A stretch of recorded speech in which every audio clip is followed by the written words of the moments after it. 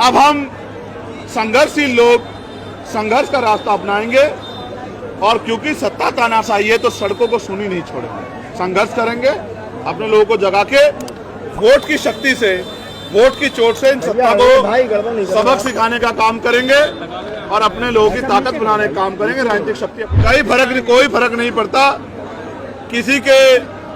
अगर कोई व्यक्ति खड़े होकर चांद पे पत्थर फेंकने लग जाए या धूल फेंकने जाए तो चांद की शोभा को फर्क नहीं पड़ता है। माननीय बहन जी हमारी सीनियर नेता हैं, वो हमारे लिए महापुरुष के समान है। उनके सम्मान में जो बातें उन्होंने कही हैं उनका खामियाजा आने वाले चुनाव में उनको भुगतना पड़ेगा।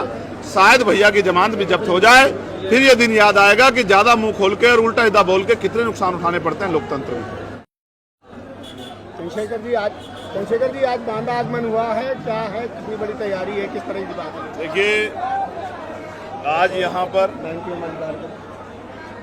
महामना रामसु वर्मा जी और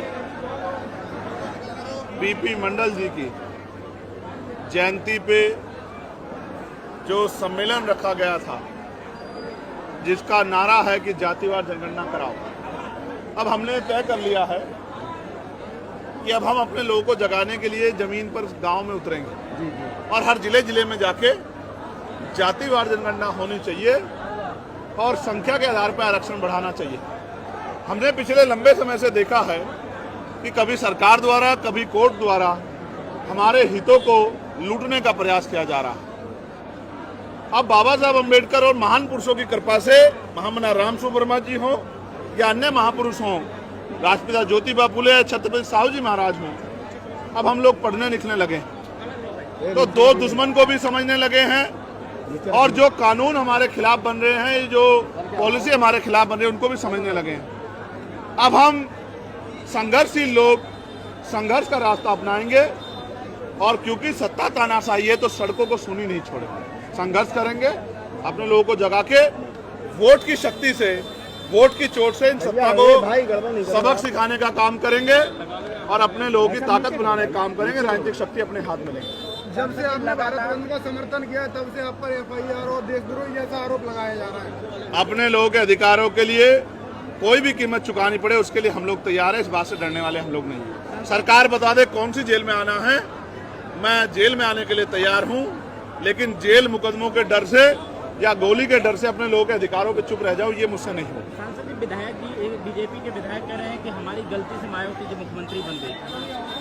ठीक है, अगर आपकी गलती से बनी है तो अब आप तैयार हो जाओ। हम अपनी गलती, अपने लोगों को समझा के, अपनी गलती सुधरवा के आपको केंद्र और उत्तर प्रदेश की सत्ता से उखाड़ के फेंकेंगे। बीजेपी ने अभी तक उस विधायक पर कोई कार्रवाई नहीं की है, क्या लगता है कि पूरी भाजपा का ये एक प्लान है? आप बेहतर जानते हैं, बीजेपी में जो भी बहुजन समाज के नेताओं को गालियां देता है उसी को सम्मानित करके ताकत दी जाती है। कोई फर्क नहीं पड़ता किसी के।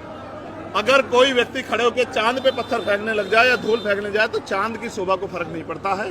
माननीय बहन जी हमारी सीनियर नेता हैं, वो हमारे लिए महापुरुष के समान है। उनके सम्मान में जो बातें उन्होंने कही हैं उनका खामियाजा आने वाले चुनाव में उनको भुगतना पड़ेगा। शायद भैया की जमानत भी जब्त हो जाए, फिर ये दिन याद आएगा कि ज्यादा मुंह खोल के और उल्टा सीधा बोल के कितने नुकसान उठाने पड़ते हैं लोकतंत्र में। रही बात मध्य प्रदेश के बुलडोजर की, तो ये बुलडोजर जो है मध्य प्रदेश में नहीं, भारतीय संविधान पर चल रहा है, संविधान की आत्मा पे चल रहा है, लोगों के लोकतांत्रिक मूल्यों पे चल रहा है। इसका खामियाजा आने वाले समय में जनता सूझ समेत भारतीय जनता पार्टी को देगी।